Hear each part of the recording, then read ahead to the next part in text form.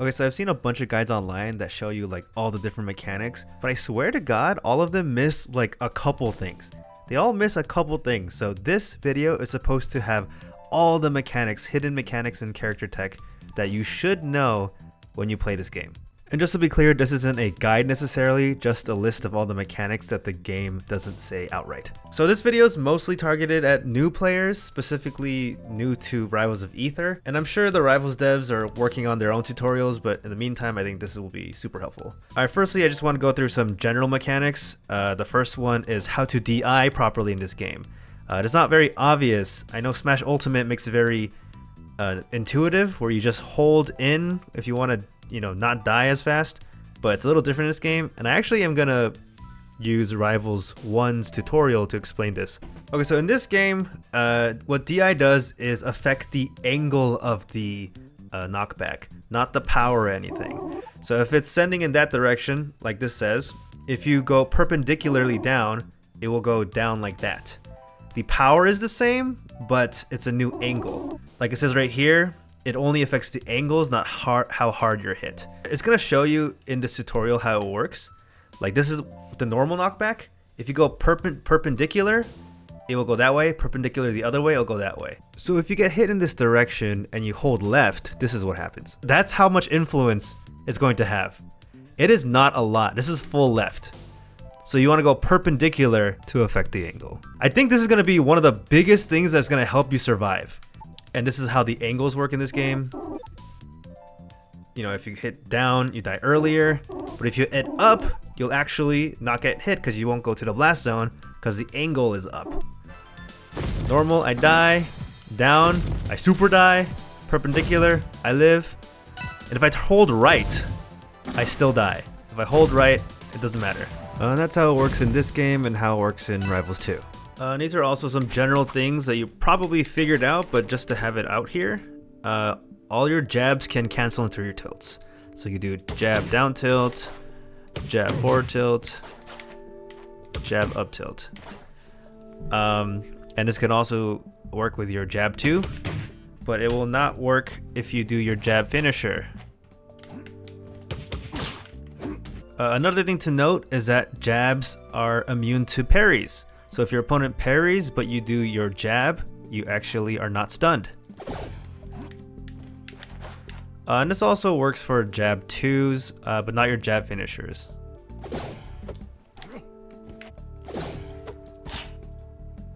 The other important mechanic in this game is Hitfalling.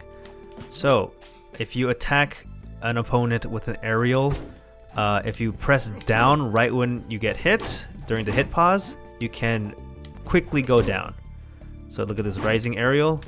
Look how slowly it is to come down. But with Hitfalling, you can immediately come down. Every character has a wall jump, which you just hold towards the stage and jump. If you're just on the wall and press jump, you will not do a wall jump. You have to be holding towards the stage. There is an option to have like the smash style wall jump where you like flick away, but I personally don't like that, so I don't have it on. This game also, in order to prevent chain grabs, once you grab somebody, see that yellow? That means they cannot be grabbed again. So if I throw them in that state, they cannot be grabbed again. What cancels that, however, is a hit. So if I throw them and hit them, it gets rid of the hit armor or the grab armor. What this means is that actually you can use your normal pummel and it will get rid of that hit grab armor. See, it's gone. The yellow is gone. And with certain characters, that can lead to chain grabs. I'm sure you've seen Kraggs hit the normal pummel into down throw and then regrab. That's how it works. So another thing you can do is do a baby dash. So if you just input a dash for, I think, 2 frames, you get this little tiny baby dash. And the reason why this is important is because you get some micro spacing, and you can do that into like a jab, into an into a tilt. Because normally in initial dash, you are locked out of everything except for a dash attack. So baby dash lets you do a little micro spacing. But this is kind of advanced, and I don't think it's super necessary unless you're in like top level gameplay, which I'm not. I almost never use a baby dash. I just know it exists. Okay, now to some character specific stuff. You probably already know this, but when you burn an opponent, it adds some % every second. And it also empowers all your smash attacks. For Zetter, you have a very easy combo that is built into the game called the Gatling combo, which cancels your dash attack into an up smash. So if you dash attack and then press up smash, you immediately take it out. So it's a very simple, easy combo to do to rack up some damage and even lead to a kill. Your neutral B is a shine, and this move can be jump cancelled.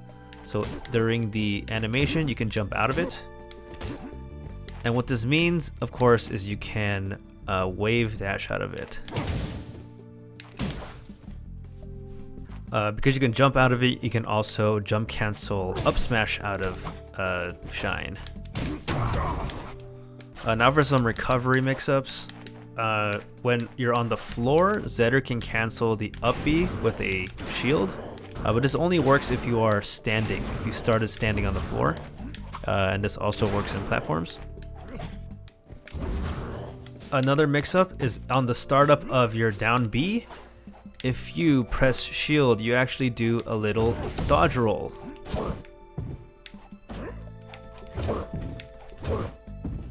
You basically have to do it like immediately after the down B.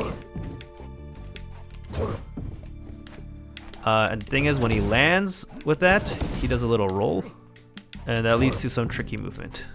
And like I mentioned, any special move that sends you down or horizontally, you can wall jump out of. So the down B, you can actually wall jump out of.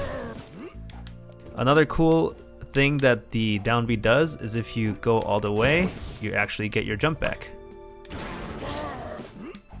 So if the opponent sends you super off stage and you burn all your jumps, you can just down B, jump, wall jump, and come back down. Clairen's pretty straightforward. You probably already know that a tipper stuns the opponent longer than normal, and that can get you combos. But the main thing that's hidden that you probably wouldn't know is that normally your side B puts you into special fall or free fall. But if you attack an opponent with it, you are actually actionable from it. So if you happen to land an attack, you can jump out and follow up and do all sorts of things. This one might be a little obvious, but on hits, ftilt1 can be cancelled into other tilts. So you can do ftilt1 to up tilt, or ftilt1 to down tilt.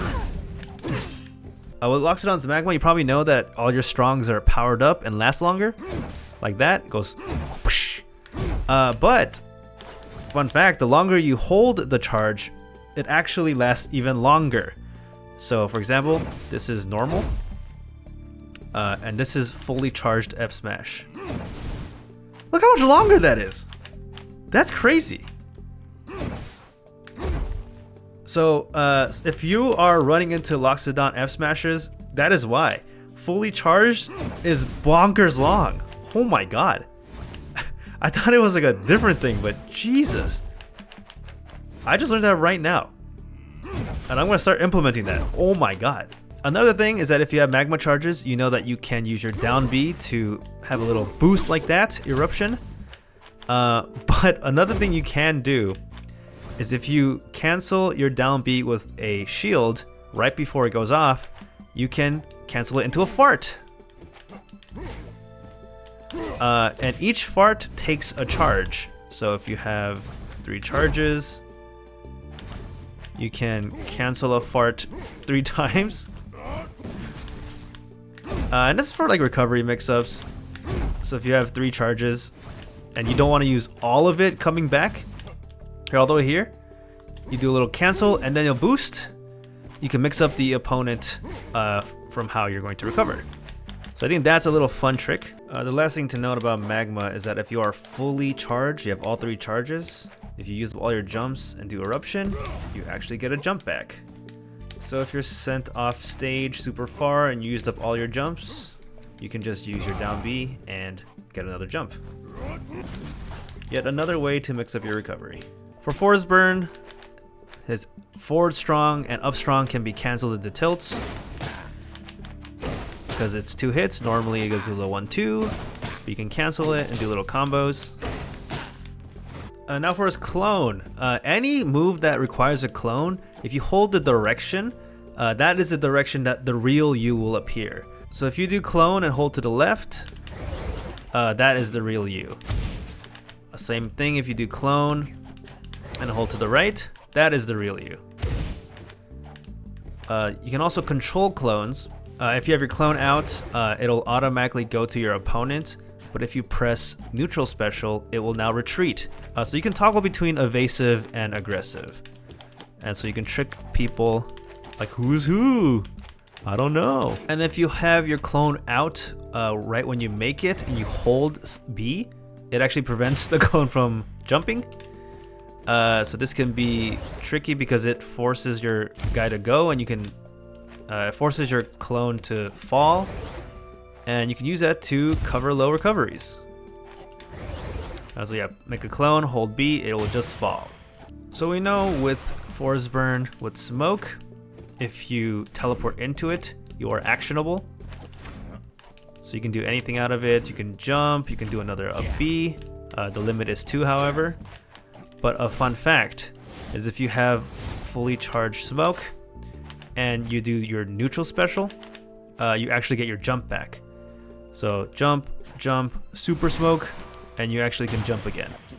Let me do it higher just so you can see. Jump, jump, smoke, and you have another jump. So that's another way to be tricky with your recovery. Now Kragg is great, was my Rivals 1 main. He has a lot of moves that cancel into each other. The big one being dash attack. It can cancel into pretty much any normal. So you can dash attack into jab. You can dash attack into down tilt or any tilt. And it's your bread and butter starter combo. The other move that can cancel on hit is your side B. So if you hit an opponent, you can jump out of it and act out. And because you can jump, you can also wave dash out of it. And this can be very tricky because you can wave dash it and grab. But something to note is that if you hit your opponent with your side B, you actually store that jump throughout the entire move. So you can jump whenever. But if you hit an object like a rock, you have to jump immediately when you hit. So I'll show you right here. If I hit it and I don't do anything, I can't jump. The same applies for shields. So if I hit a shield, I have to jump immediately, otherwise I can't jump. Another thing to note is that side B, when you're turning around, has no hitbox. You might be wondering, why would I want that? In certain levels of play, people will get used to the timing of the side B and start parrying it. And this is kind of a parry counter. So if you're approaching and they parry, they will miss. And you can punish instead. The last thing with side B is that if you are by the ledge and you turn around, you actually get a ledge boost. So normally the turnaround is super slow. But if you're at the ledge and you turn around basically immediately. Lastly, for your recovery mix-ups, we know that up B has pillar, and if you already have your pillar out and press up B again, you do a little jump. But you can actually do a pillarless recovery without having the pillar out. So if you do side B and then you cancel your side B with a shield, you actually get the pillarless recovery. So this is just really good for mixing up opponents for your recovery. If you're going, you go boop, and you can recover like that instead of having to do a pillar. But this is called a pillarless because it uses your pillar resource. So if you use that, you cannot use your pillar again. Another thing that's fun is break canceling. I think that's what's called. If you have a brick and you break it, you can cancel the end lag because you're in the air. For Maypul, the main things that are hidden is that if you press your side special, you do that. But right before it goes off, if you do the opposite direction, you do a reverse one instead. So this is fun to just mix up opponents, but also because the side B always goes towards the towards you, if you do the reverse one, it actually becomes easier to combo. Another thing to note about Maypul is that your plant friends have a timer, but if you throw your seeds at it, it actually resets the timer and can last indefinitely. This is why you see Maypuls be throwing things at it. Another thing is that if you haven't been playing around, down B normally does plant, but in the air it does a downward dash. And because you're actionable out of it, you can do like down B into side B. It kind of has a quick attack effect like Pikachu. Just other ways to mix up your recovery. And you can even throw in the reverse one if you want to. The last thing you want to know is that when you're recovering, you can actually boost your jump with up air. So up air has a little bit of an upward momentum. And so if you use up air right after your jump, you get a little boost. So this is how high I normally jump, but with the up air, you can jump pretty high. So mix that with your double jump, you can actually go pretty high without needing to use the tether. So if you're low, you can just use the up air thing and recover even higher. For Ranno, the way his poison works is that if you are stacked with poison, every move you'd make damages you 1%. And the more stacks you have, the longer you last in the little bubble.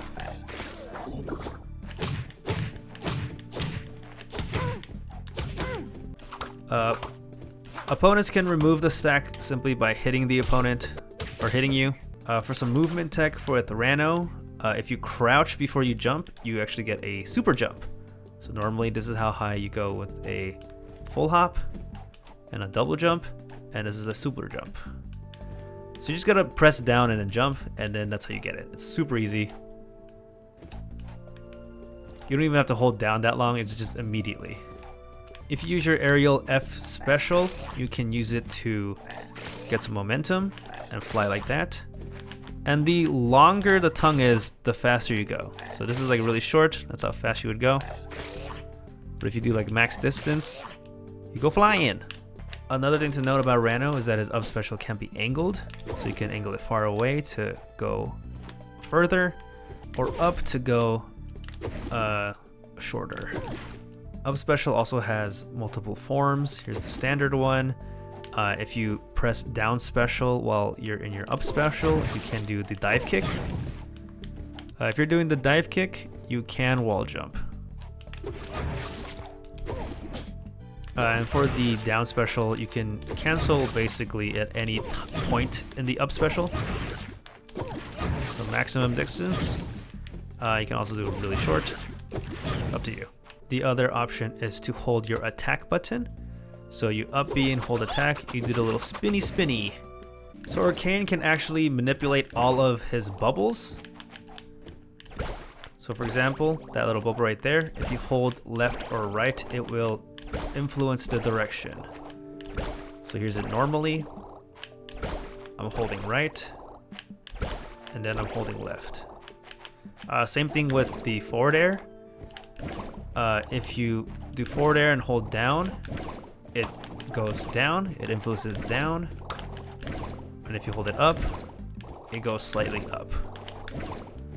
This is specifically good for attacking people who are in the air, or for small characters like Maypul that you want to kind of tag at the bottom. The other thing that Orcane has is something called Hydroplaning. So during his turnaround animation, you can cancel that with a smash attack and he will go flying. So using this technique, you can basically hydroplane through puddles to get powered up. So you turn around, do a smash attack in order to get the opponent. Whereas normally you would just kind of stop there. canceling the turnaround animation with a smash attack, and it will make you slide faster. Another thing to note is that normally side B puts you into free fall. You cannot do anything out of this except for wall jumping. But if you hit an opponent, you are actionable. So you can jump out of it and basically do anything out of it. And the last thing that you need to know is that if you don't have Puddle out, you can still recover decently well. Similar to Maypul, if you press up B right when you jump, you actually get a boost. So this is normally how high you jump. If you jump up B, you only go that far. But if you jump up B at the same time, you get a massive boost. So you can actually go pretty high with your double jump. Normally, let's see, you go that high, which looks like it's at the 10 mark. But with this technique, you can go as high as that 11 mark. And this is just good for you to have if you want to recover, because without it, he has a hard time. Look how pitiful that is. But with the Orcahop, you get a boost. Oh my god. It's like I don't even need Puddle. Alright, that's ridiculous actually. Oh my god. So if you're dying as Orcane without Puddle, that's why. Do an Orcahop. With Wraster, the side B increases his speed, so his air speed, as well as ground speed. But it has to hit an opponent or an object for it to work. If you hit it in the air, this does nothing. This is just an indicator of what the cooldown is. So you must hit the opponent for it to be active. I think this is a uniquely Wraster ability, because he's flying, is that when he flies, you can dash attack off the stage. I don't really know why you would use that, but it's interesting. Another interesting thing with Wraster, because he only has grounded tilts, all of his strongs are in the air. So if you have a button set to strong, and you do it on the ground, it looks like you can actually cancel the dash into tilts really easily. You don't even need baby dashing for him, which actually is, I feel like that's kind of cheap. I didn't know he could do this until I tried this out. So if you're a Wraster, you're welcome, I guess. You can just dash and then press your strong, and you can cancel it into a tilt. That's scary. And way less technical than a baby dash. This is super easy. The last thing is that the down B can also wall jump. So something to know. For Fleet, you know her neutral special powers up her arrows to be Tornado. You can cancel it with another neutral B. And this affects all arrow attacks, even your jab finisher. So you can do that for an easy attack. And the main way to get these arrows back is to eat food. And the ways you can get food is either your get up special, where you throw food out, and if it hits an opponent, then you get it for free. The other way you can do it is actually your neutral pummel.